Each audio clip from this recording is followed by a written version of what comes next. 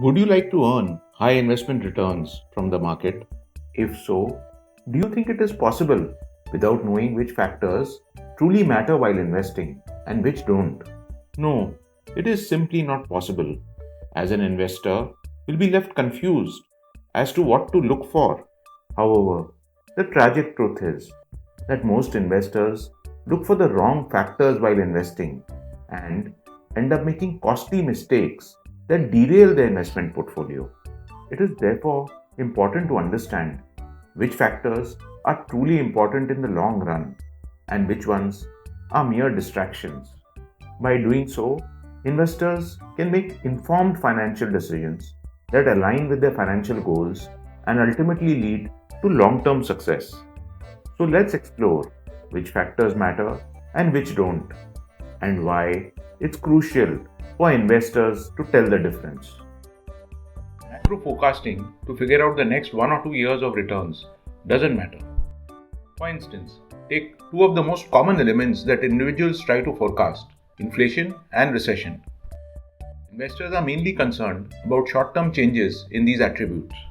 However, since there is no consensus between experts on the quantum of these changes and their duration, investors will be left confused on which expert to follow. Even if they can find an expert who is generally right, by the way, no expert has a track record of being right all the time. They will still not be in a position to make major changes. They will have no way of knowing how much of it is already in the price. So short-term macro forecasting of events like war, inflation, interest rate changes are useless at best and can even harm the portfolio. In other words, macro forecasting for the short term, where we don't know what is in the price, is completely useless. However, macro forecasting of long-term trends that will last for long periods, say 5 to 10 years, will, while difficult, can be extremely profitable. For instance, if an investor forecasts that the next decade will be a high inflation one, and it actually turns out to be so, he can make many profitable trades. These trades would take the form of purchase of securities in commodities that are likely to cause this inflation. In the same way, forecasting events that are not embedded in the price or are contrary to market expectations can be extremely profitable. For instance, right now, everyone expects a recession to occur sometime in 2023. If you can have a deviant perception which turns out to be right, you can create trades that are extremely profitable by investing in, say, deep value stocks. Hi, this is Prashant Saraf, and you are on my channel Blueprint Investments.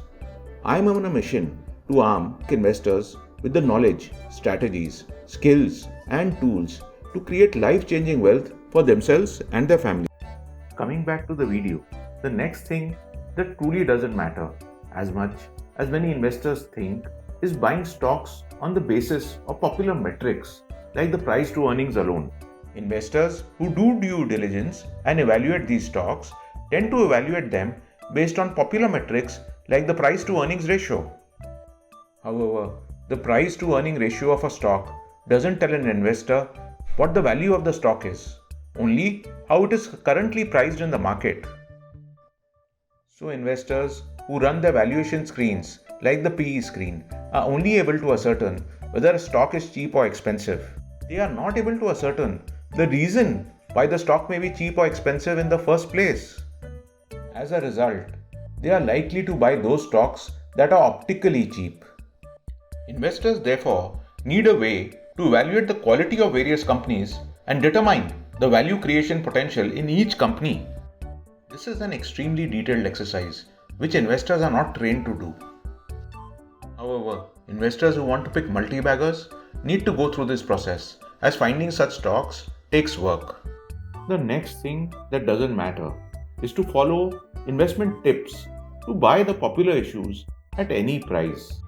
This is because any suggestions to buy the less popular issues will make investors unsure and jittery, while the popular issues are more easily accepted by investors as worthy candidates for stock buying. However, this is exactly the wrong attitude for investors to have. This is because popular stocks, by dint of their popularity, become expensive. So an investor tends to buy the popular stocks once they have already run up in price. Secondly, Investors like to bet on popular industries or themes after they have already run up in price. As an example, currently the defense theme is very popular. Here again, the investor risks buying these themes when they have become expensive. Also, while many a times the theme is genuine, competition between the main players in an industry tends to create very little value add for the shareholders. The next thing that doesn't matter is trading. If you ask some of the world's greatest investors, they will tell you that the first thing that investors should do is to consider themselves as business owners and not traders who get in and out of stocks. The number one quality of business owners is that they are in it for the long haul, not for the short term. The stock market over the short term has random fluctuations that drown out the information in the price. However, over the long term, the information embedded in prices is much higher. Yet, most traders bet on short-term trends continuing.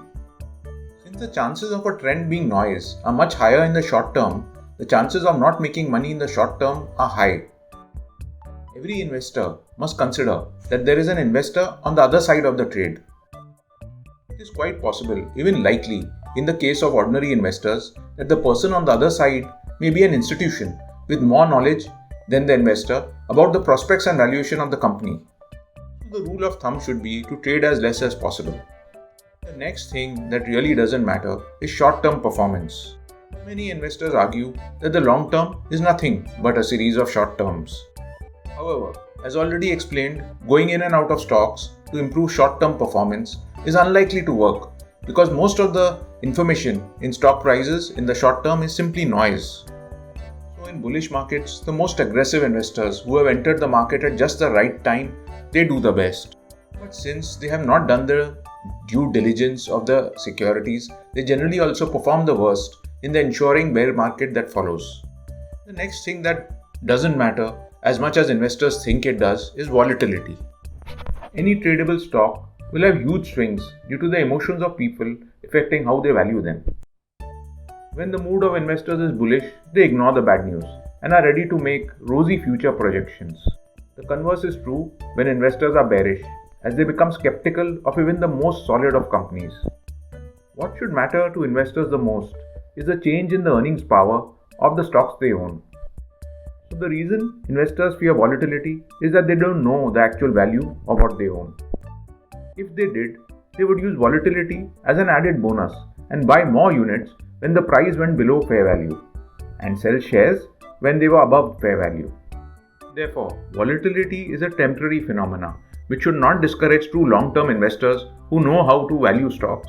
It should be noted here that the fair value of a high-quality growth stock generally rises with time, while that of value stocks is more flat. With that, we come to an end of our video on things that don't matter. Please watch our video on returns on equity and shortlisting stocks to understand the things that do matter.